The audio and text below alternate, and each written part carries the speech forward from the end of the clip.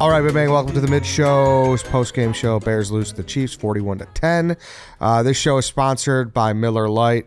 Shout out to them. Shout out to Cody's Public House, where we had a lot of Miller Lite responsibly. And shout out to ChevyDriveChicago.com for hosting us there. Unshout out. What's like the definition Fuck of like you. To middle finger, Edward, to the Chicago Bears, because Their worst fucking team. they're just beyond bad. And that's what I said. That's what I came to grips with yesterday. Like after I did my little post-game video. And I'm like, it's not bad. We're like a laughing stock again. And people are like, well, we've always been a laughing stock. This is different. I don't know. I think we've come to realize there's levels of losing. You know, like last year, we got the number one pick. We're the worst team in the league statistically. Yeah. And for whatever reason, it was way different. Right or wrong? Way different. I still looked forward to watching the games. Yeah, the offense was humming. Yep. Like we knew defensively, we had no players. We had no guys. Obviously, our offensive line was struggling to say the least last year. So I was like, all right, we kind of know what we are. Like we knew what kind of season we were in for.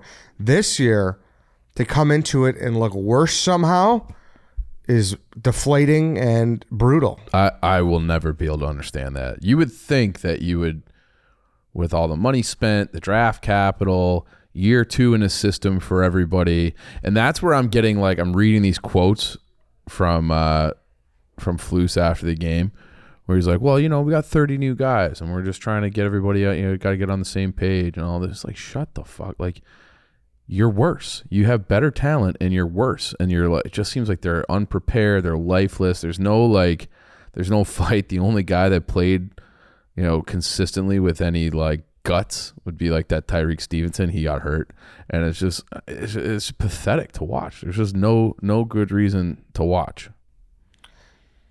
I did see that. Post. He was like, not to make excuse. What did he say? Not Something to make excuse. We should be better. But we're all playing it. Well, then you can't fucking sit guys preseason. Yeah, you can't have it both ways. If this is the first time we're getting the whole roster together, everyone's running through you can't have it that way. You just can't. And I know people are going to be the catch-22. People are going to get injured, but it's like you can't come up and fucking whiff on 3 meaningful games to start the year. But also, everybody is dealing with the same situation. There's always turnover in the NFL. Yeah. I just saw the stat. There's varying degrees. Don't get me wrong. Totally. Varying degrees. Yeah, but there's the Chiefs are turning over, but they're not really have turning their core, over. But yes. you even look at a team like the Texans. Year 2 of DeMeco Ryans, rookie quarterback, go on the road, beat the fuck out of Jacksonville, who was a playoff team last year. A lot of people think that Jacksonville could go to the fucking Super Bowl. I mean, people were saying that before the year. They look like they're in trouble too. But they do. They're 1-2 or whatever. But it's and C.J. Stroud has the 3rd most passing yards through 3 games ever, and he's hitting rookie wide receiver Tank Dell all day long, finding him all day long, and it's just I don't want to hear about we're at such a disadvantage because we signed all these guys and drafted all these guys. Every team to a degree has these problems. That's the nature of the NFL. And the fact that they're trying to we have a tight locker room, everybody's still together, there's no finger point, start pointing fingers. Do something like that. I don't want to hear about the tight locker room. If your locker room is still tight after this start, that's bad too. That means you just have a bunch of fucking mopey idiots in there that don't fucking care. They aren't getting pissed off. That aren't challenging each other. You should not be tight after a disaster like this. So it's fucking terrible. Dave. I mean, where do you even start? It's the wheels have completely fallen off. I was the least bullish about this team. I still thought 500 competing for a wild card. I thought that I was there. At least, even if the Bears weren't good this year, moving forward, I still thought they were on the right path, and that the structure to win and start winning a lot, probably in the middle of this year and especially starting in 2024, was in place. Because last year, like, team was brutal, like we all said, but like I never one time thought that I'd be calling for Eberflus's head 3 games into the next season. You thought that they laid a foundation of some sort last year. Yes, you did. You really did. That's where, like, the outsider really needs to take things into perspective where we're coming from. Everyone's like, what do you mean? Like, you didn't think you'd be bad. We didn't think we'd be bad. We'd be calling for our coach's head to be fired after 3 games. Yeah. It's not even October yet. And we haven't said that yet. Oh, but I'm there. A lot of people are. You want them gone for sure. I think so. Like, it's just like everything is bad. And it's like the Allen Williams thing. Like, I don't believe in like class guilt or like guilt by association or something like that. But like, these are the guys that's one of the guys that you brought in. You are also calling the defense now in his absence, and the defense is fucking pathetic. And so the buck has to fall somewhere.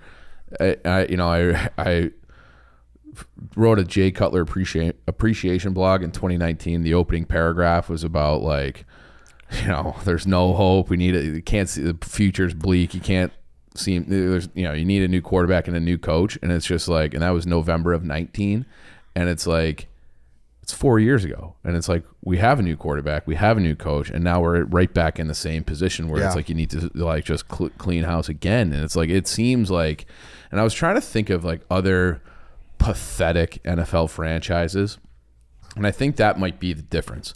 Like when the Browns and Lions historically, and some of these teams that are just like perpetually terrible, I don't think any of those teams ever really had expectations. Like I was obviously the most bullish on them, but I think in general the whole city was kind of buzzing about like what this team could be. I don't think like the year that the Lions went 0-16 or whatever, they were probably hoping for 3 wins going into that year. Right. To be this bad when everybody to one degree or another was thinking 7, at least 7 wins. People, I would say even like the most conservative people were like 7 and 10, or even like the conservative people were like 5 or 6, and that looks like a leap at this point. That looks like 5 or 6 wins at this point. Looks like it's how are they going to do that? A stretch. And I know like Justin Fields had a quote yesterday, and you can't I don't want to blame him for this, but he's like, well, you look at the Lions last year, they started 1-6, and then they almost ended up in the playoffs. It's like, yeah, sure, but like, shut up. Like I don't want to hear any of that right now. I don't want to hear that. They did make the playoffs anyways. What? Said they did not. He make said the playoffs. damn near made the playoffs, which it did come down to week 18. Oh yeah. They did their job. Right. They like some other team. But they also like they were biting kneecaps. Like they were still like a feisty team. And it's just like, this team Even has no early in the fucking year, balls. yes. This team has no balls. I remember thinking like week 3 last year. And then also about Detroit. Yeah. And I was like, that team's not that bad. And then I felt like yesterday, and Justin Fields had like the quote after week 2, like, I'm going to play more free. He had the one run on the first drive. I felt like he was chucking it downfield a lot yesterday. Like just like throwing up prayers down the like the that points, was like, obviously the points didn't show for it at all, but offensively and looking at something that was different from week 1 and week 2, it did feel like things were slightly different in the first half. No, they definitely were. They were. I mean, he had 11. He ran 11 times for 47 yards, so like that was they had different a ton right of zone there. read. Yeah, but Nothing happened. What did he throw for 99 yards? Yeah, exactly. So I'm sorry, 140 something total yards for your franchise quarterback is not good enough. No, first it's 2. I was like, all right, but then I don't know. I looked up and maybe it was only the first drive. Now that I'm thinking of it, because you looked up and there was a point where we had 27 passing yards, and it was like, oh my god, like this is just. I don't think he cracked 50 at the half. This is just not working. Yeah. So it was just the first drive, and I'm just fucking in a haze, because every time I looked up at the TV, and I would look back at everyone too. Chiefs would have a big third down, like 3rd and 5, and I look back. I like several times, I was like, I have no confidence that our defense is going to get even close to a stop. You and I looked at each other a few different times. I was like, not even close are we going to get a stop. And every time. And, like, listen, the Chiefs are really fucking good. Yeah. Like, well, the Chiefs but they haven't been so far this year. They're down. They are down. They're not. But, listen, the Chiefs get the benefit of the Sure. doubt. Yeah. They are going to get the wheels rolling as the year goes on. Yeah. They get that benefit of the doubt. No, they but do. Andy Reid does. If through 2 weeks, Patrick Mahomes and Travis Kelce get that benefit because they will get that offense ticking at some point. And I feel like that first one against the Lions with no Kelce and no Chris Jones was, exactly. That's what I'm saying. But like they didn't look like, oh my God, like this is the dynasty Super Bowl champ. Like, I didn't have that.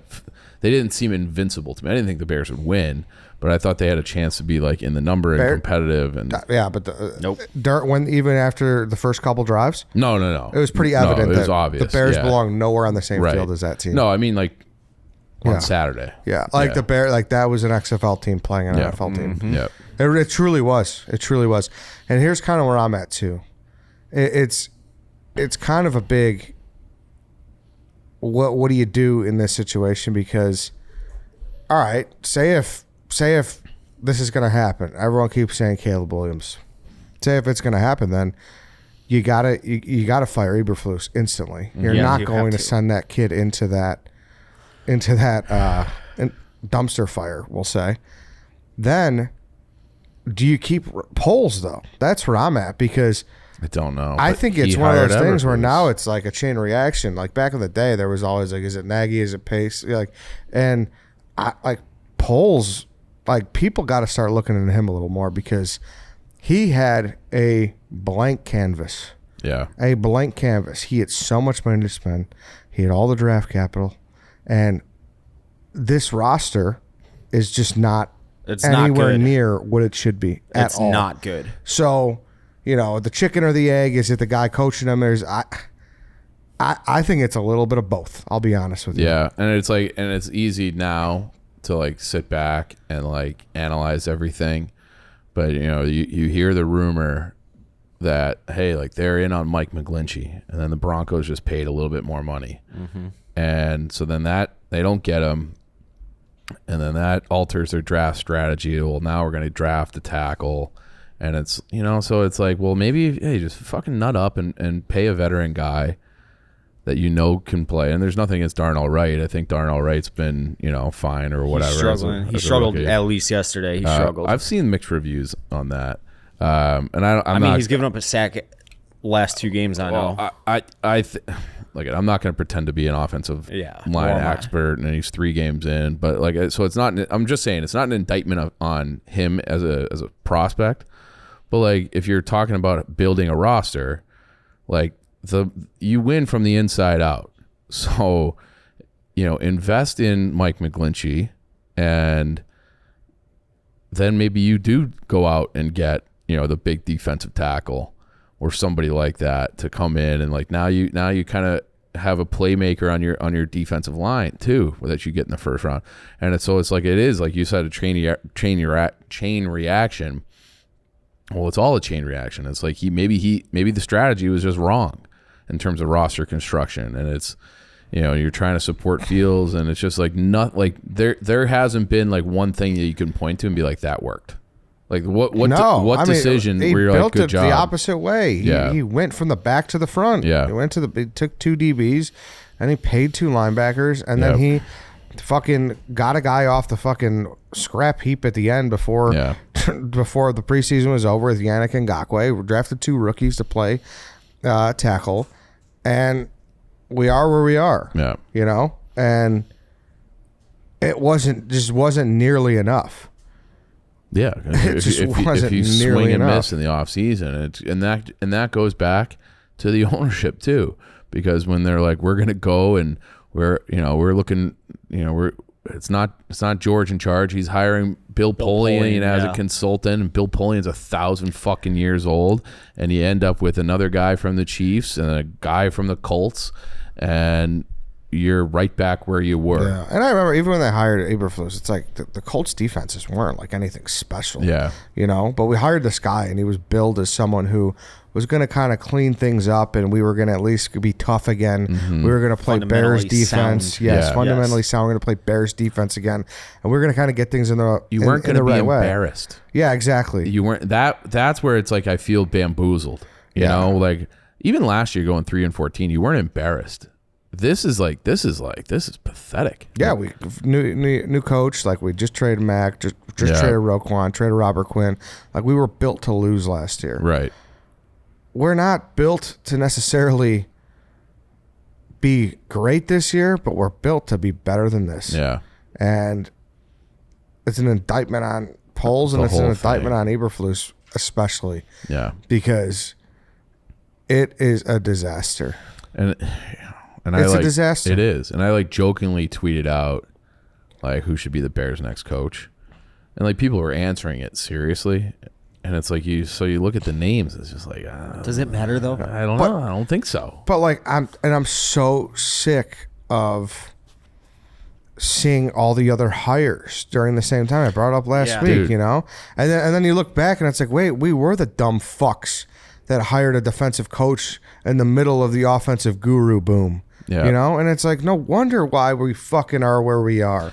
Well, and it's like you look at, but this goes back to like the Bears are the Bears, and you look at what McDaniel's doing in Miami with Tua, and they're scoring a zillion points. They look awesome.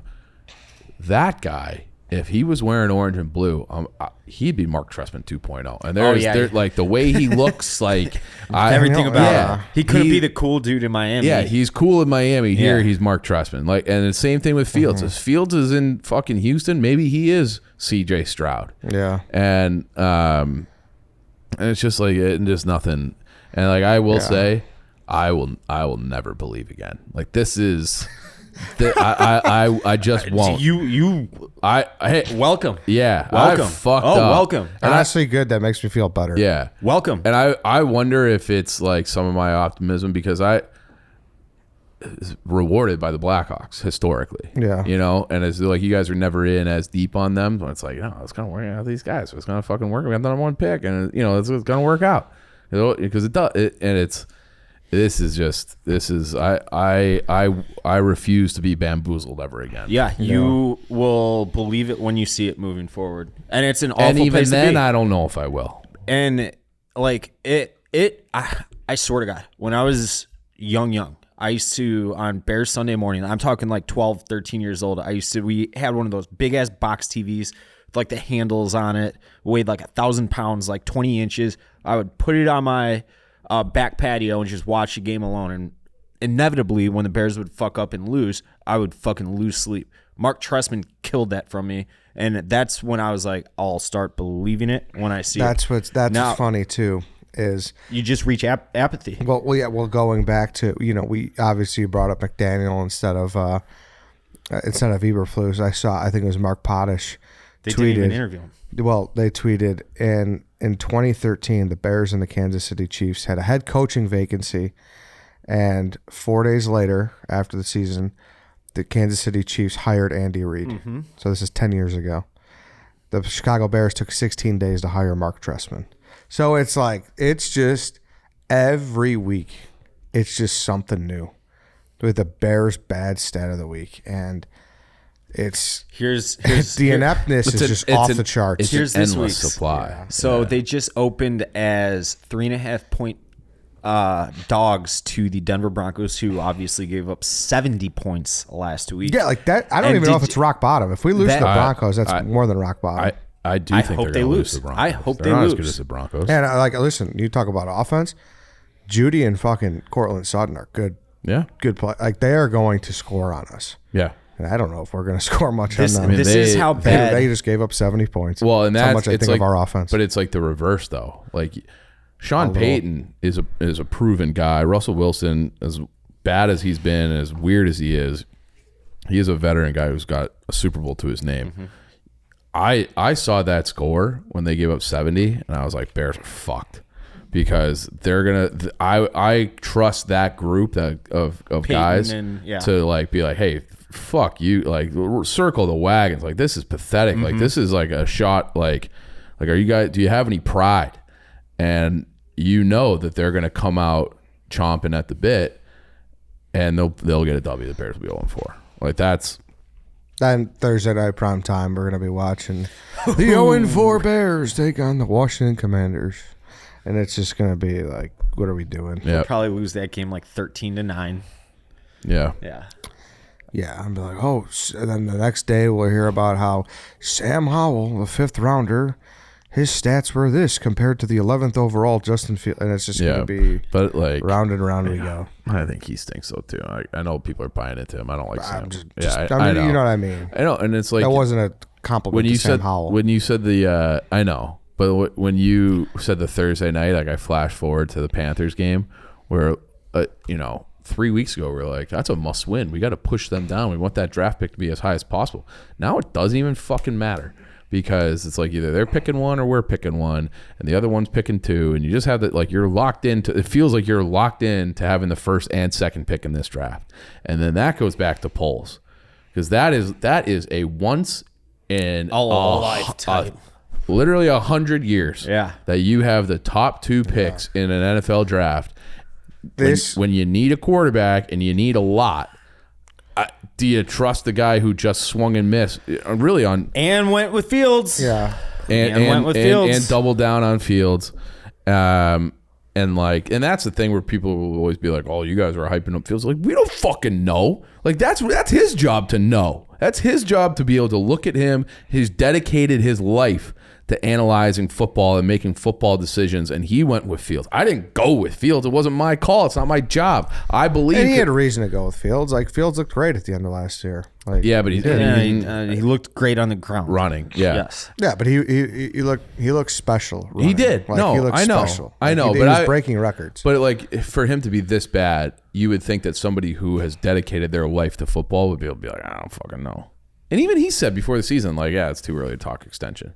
So it's like, he's kind of right. And you can make an argument that it's like, hey, DJ Moore's 25, and like it's worthwhile having him on the roster regardless. We picked up an extra draft pick. Mm-hmm. Like we'll give everything we can to this guy to see how he does. And they might have just not like Stroud or and Bryce. There were warts in their game. Totally. Per the experts. So, but now it's like, you're looking at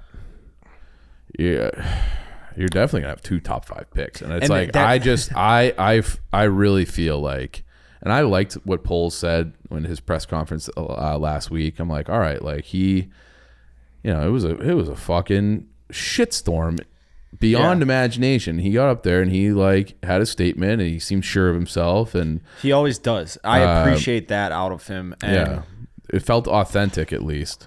But here is. Let me tell you who the most important person in the Bears organization is right now. It's Kevin Warren. Yep. We will see what this guy chooses to do, okay? What is he going to do? We'll see how the rest of the season stacks out. Does it matter, We'll also see what kind of call the shots. Or that's what I was going to say. What kind of autonomy does Kevin Warren have? Sure. He might have just been like, hey, like, you're in here. You did the stadium in Minnesota. Great job with that. You focus on that side, on the business side of things, and getting the stadium fucking done and all that. And we'll see how much autonomy he has to be like, hey, like someone's got to step in here and like these are not. I didn't hire these fucking guys, and I want to start fresh. And I'm gonna run. No, we're not hiring Bill Polian. I'm running the search committee. Yeah, you just hope he's not a stadium guy. You hope he's somewhat more of a football guy. That's what he's been billed as. So yeah. I don't know. Oh, he's been around the block in football. Yeah, he's a he sharp has. dude. Yeah, he's got a a great fucking resume. So that's why he better be sitting there and not just evaluating Eberflus. He needs to evaluate Poles, and he needs to make sure he talks to everybody to talk about the players and really find out what's going on. Did they get anybody in Poles' first draft? Like I'm trying to think. He didn't have a first rounder. I know, but. Did they get anybody? Yeah, like do you have any like who? Well, they took Brisker and Gordon in the second round. He went 2 DBs in the second round, and they've been fine-ish, I guess, kind of, but they've been on bad defenses. So who knows if they're even good. It's hard to really tell. Yeah. So and Gordon's hurt, so he really needs to figure out if Poles is the guy, because you can't listen, he didn't hire him either. So I know. That's what I'm saying. If we get into the spot where you got two first round picks in the top 5, you can't just take out the coach and not think about the general manager. So that needs to be heavily looked at, and that's what we're going to see if Kevin Warren's worth his salt or if he's just hired to build us a massive village in the Arlington Heights area. Or Aurora or at Soldier Field. Yeah. Like that's like, I would like that. Aurora. Yeah, I don't know. I don't have it. Got a Lance note? I'm almost in on the idea that we should, if we have 1 and 2, we'll just draft Caleb Williams and Drake May. Just get them both. Yeah. Sit them. If one guy doesn't do that good, sit a guy for a couple years. Genuinely, though, I think like when you said the idea of like maybe we should have took a quarterback last year, I think like if maybe not last year wasn't the year, draft 2 Ohio State quarterbacks, that'd be crazy. But like at some point down the line, we should have done what the Packers did and like drafted a quarterback and like sat him for years. Every time we throw a guy out there, behind who? I mean, they tried to do that with Trubisky. Like, fuck it. They tried to do that with Rex. But then, exactly. I guess Andy it's behind Dalton. sitting behind who. But I guess that's why I'd be pro. Maybe it's kind of a joke, draft 2 quarterbacks. But at some point, we should develop somebody. It's like embarrassing. I mean, the only time that I can think of in recent memory where that sort of worked was with Washington when they drafted RG3, and then in the 4th round they drafted Kirk Cousins. And RG3 was on his way to being a very good NFL quarterback. They led him to the playoffs the first year. He just messed up his knee, and that was that.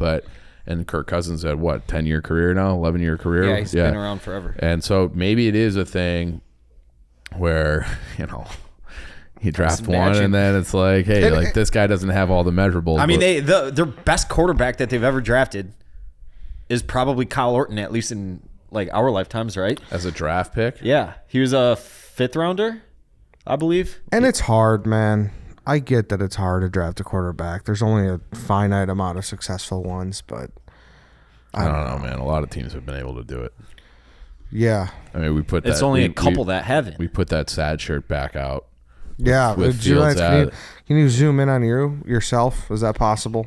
Yes. Give us a good zoom in. No, we could. What do you think Za thinks of the Bears right now? I think he's disgusted. He probably Za's is. disgusted. He It's walked like I moved here for this. Yeah, moved to a city with a loser football team. It's really, really bad because there's a large, and granted, I think this is lunacy, but there's a lot of people saying that if the Bears have the first pick and do take Caleb Williams, that he should pull an Eli Manning. And they're saying that like Genuinely, yes. Yeah. Now He shouldn't go to this coaching staff. No, I know. I agree. I would probably sit if I were him too. Ever Might have to draft say Drake no May. to the first overall pick. Yeah, but then it's like when you talk about like quarterbacks and like drafting quarterbacks or whatever. Like you look at the Steelers, like maybe Pickett's not the guy. I don't know. He's not a fucking disaster. No. That's like having you go get Fields and he's at this point it's a disaster. Trubisky, disaster. Like it's hard. It's not even like is this guy? I don't know if he's like the franchise guy, but he's competent. Like they haven't even been close. They haven't even been close. I feel like a fool, but I'm still like not even. I'm really not out on Fields. Oh, you're an idiot. I'm sure. think you're an idiot He's now. so fucking bad. Call me an idiot, but I don't think he he's put in can't- I don't think he's put in a position to succeed either. Like I think there's a way to use him and make him a useful quarterback, and we are not doing that at all. Yeah, fine. At all. There is a way where that guy is a decent starting quarterback. But there is. There truly is. It's year 3, man. No, I know. Listen, I'm not saying listen. It's very clear that we're approaching. There's probably time for a change. Yeah. Right. Oh, but I'm just saying. I don't doubt his talent, but it does feel like there are warts. There are many. There are warts. Yeah, I know. And maybe it is like a little bit of shell shock too. Like I like the classic example of that is David Carr, where he went to the Texans and he just got sacked into oblivion. And he was the number 1 pick, and he just he was just always like the Sam Darnold was seeing ghosts. And I kind of feel like Fields might be there. I mean, that's what I was trying to make the point with like the deep shots yesterday. It does fuck you up at some point. I agree. Yeah. But it's like he's standing in the pocket, and I think he threw more balls over 20 yards yesterday than any other game he's played in. Probably the first 2 weeks combined. I'm talking maybe like, definitely that. Yeah. Definitely that. But I can't remember a game where he took so many deep shots. And if maybe that was score related. Maybe it was like, I'm going to play free. And I remember DJ Moore dropped one down the sideline. And then Claypool dropped one kind of over the middle. But I mean, he was chucking it. Yeah. And it felt more like, it's like, is that the right read, or is he just like, fuck it, I'm back here, I'm just gonna sling it and get, and it like, that's not playing quarterback either. No. Like, There's a fine line. I just want to see a guy drop back 1, 2, 3, bang, ball out, and just, but they just, that's not him. No. All right, we got it there. Saw the team shirts are in the store. Sad shirts are in the store. One more time, thanks to Miller Lite. It was probably one of the last patio Saturdays. It was beautiful weather in the city of Chicago, and it was, our table was filled with buckets of Miller Lite. Next weekend's gonna be 85. Oh, all right. So we got definitely one more, and then who knows? No, but just make sure. Thanks again to Cody's. We had a great time there, drinking some Miller Lite, and I mean, that's where you should be all football season. That's where we're going to be. Regardless, we're going to be riding out these final 14 games with our friends at Miller Lite. So, other than that, if you're, managing your fantasy team, if you're grilling out, if you're making a roast, if you got the crock pot going like Dave likes to do, just make sure you're enjoying nice Miller Lite. Maybe toss a little dash in there if that's what you so choose to do. Just make sure you celebrate responsibly and make it Miller time all season long. Get Miller Lite delivered right to your door when you visit MillerLite.com/redline, or you can find it pretty much anywhere that sells beer. Like I said, celebrate responsibly. Miller Brewing Company, Milwaukee, Wisconsin. 96 calories, 3.2 carbs per 12 ounces. Thank you, everybody, for listening. Sorry we suck. And it's not your fault, Ed. Denver lost by 50 yesterday, and they still have a better point differential than the Bears right now. It's pretty fucking bad. Yeah. All right, everybody. Until next time.